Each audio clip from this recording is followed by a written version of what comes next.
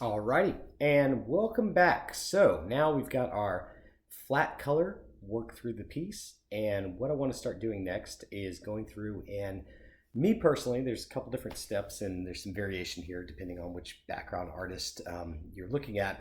But for me, I like to work from the very back of the piece and then work my way forward.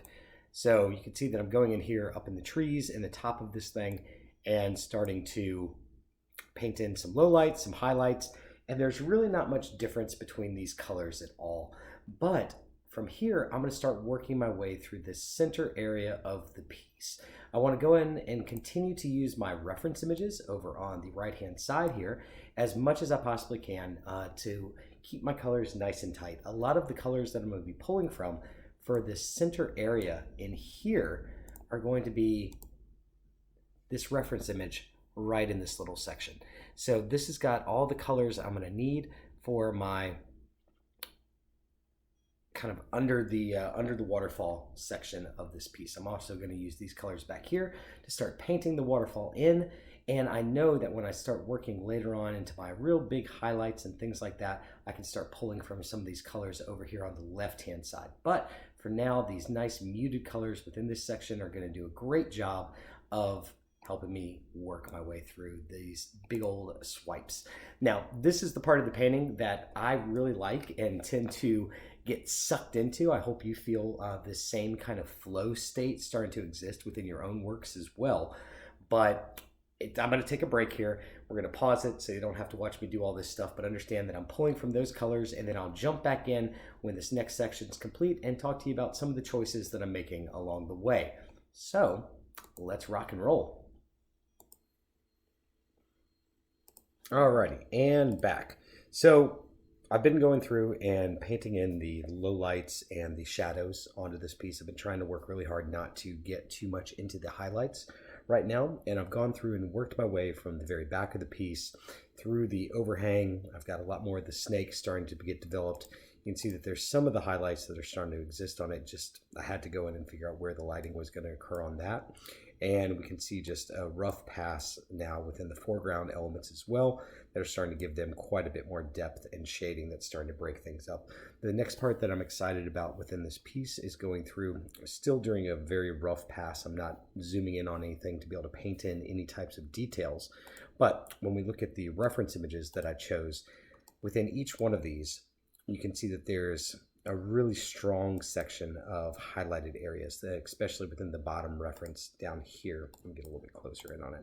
Yeah, we can see just how bright some of these colors become. Now, when I look at my brightest green within my piece right now on the color wheel, this is still very, very far down into the grays. It lacks a lot of saturation. I haven't moved up into the whites at all with it. And that's kind of the cool part about where this painting is at right now. So as we start to go into each one of these paintings from our references and look at their highlights, you can see how much brighter those particular greens start to get. And this is exactly where I want to be with this piece. So same deal. We'll look up here and with some of my brighter green that's right here, and then we'll compare it to the brighter greens within this reference image. Same deal. It's kind of in the middle. I haven't pushed over into the brighter areas yet.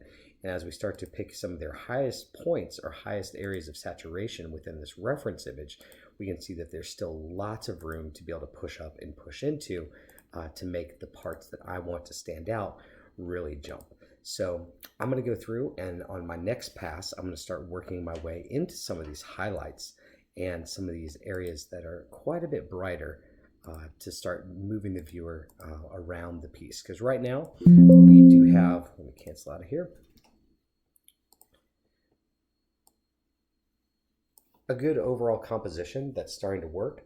But once we start to really push in some of those lighting techniques and starting to establish those super bright areas within the piece, the rest of it's just going to start to pop even more. It should look even stronger as a painting.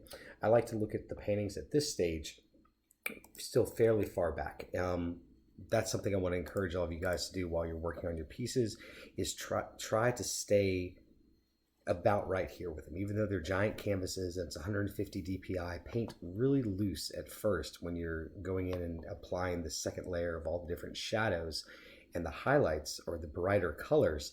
so that when you do have room to be able to go back into each one of these sections. And for the final polish section, I'll go into this and I'll start working about this close and then painting through each little section as I need to really start to bring out those details and, finish this thing off. But next step is going to be the highlights. So I'm going to go ahead and pause it now and start working through some of those more saturated colors. And when we jump back in here, we're going to see what that looks like on the painting. So thanks for watching, and just give me a sec. Alrighty, and here's a little quick check-in on how the highlights are going. I'm starting to build them into the scene, but this is sort of a neat trick that I want to be sure to show you guys that I end up using a lot after I block in my initial color shapes. So I've got these tree trunks here. They're labeled within my scene as middle tree trunks, and you can see them kind of turning on and off right there. Now, if I hold down the control button and click on the thumbnail window within my layers panel, it's going to allow me to be able to select all of those middle trees. And with all those middle trees selected, I can start working. You can see I've got some shadow layers that I'm building up here slowly on top of the middle trees, and start dropping in some of those highlights.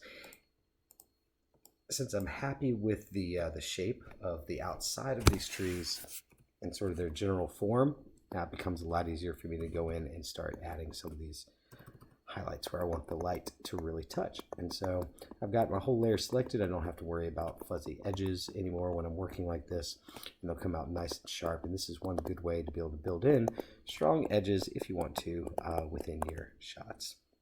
So just looking for some of these little areas where those tree trunks are showing up, and I'm going to continue just to pull out for my reference image some of the brighter browns within this tree trunk right here that are catching some of the highlights. And then I can move up into this one and see some of the really bright highlights that are going on within these tree trunks. And I want to start using those for my highlights as well in some of these areas. So as we get in close and actually start to zoom in on some of these tree trunks, let's see here, it looks like that one is still a little bit darker than what I had on there previously. So we're going to need something a little bit brighter. So I'm going to leave those guys alone for now, and maybe even go back and do a second pass to make the back sides of them even darker than they already are, just to give myself a little bit more depth with those. But that's a quick way to be able to select your layers, and we can see that the grass is starting to get quite a bit more bright. Going to work on the snake next, and yeah, we'll start to see some of these different regions within this painting pop, and I'll keep on showing you guys what it's going to look like. Okay, so now let's go back into this painting, and I think we're kind of at a good spot to wrap this up for this stage of it when it comes to doing the second pass after blocking the colors. So now we've got the shadows within there. I've started adding in some of the highlights. My snake is starting to work pretty well when it comes to pulling the viewer's eye and attention to that part of the scene. You notice that when we're looking at this, I'm looking at it really small at first because I want to feel how the overall lighting is sort of working within the space. And we're starting to pull in some of those super highlights in the area that I want the viewer to look at. So one of the things that you'll notice that I've gone through and added is a whole bunch of fog coming off of this waterfall here. A lot of steam. Since we are doing jungles, that's totally fine. I talked about the adding that kind of steamy lighting to the shots later on. You can see how much that really helps to sort of fill in that space and make it look more realistic. I can even drop down the visibility on it quite a bit, and it still helps out. So this is normally a step that I would take at the very end of a painting when I've got all my details done. Then I'll go back in and add the atmosphere and stuff like that. But I think this is a pretty good step for you guys. If we can go into week 2 with you guys having your paintings at this stage, you are going to be absolutely rocking it. If you're unable to get a hold of a Wacom tablet or a screen that you can actually draw on before then, don't worry, we'll take care of it. But I hope you guys are excited after watching these videos and feeling pretty inspired, like you can really take on these jungle scenes. There's still a lot more that I want to do with the foliage within the scene to be able to build that out. At the base of this tree right now, it's pretty bare, and I still need some more plant forms that are going to go within this area. There's these trees over here are a bit of an issue because they don't have enough contrast within the lighting, and the highlights aren't working on them strongly enough.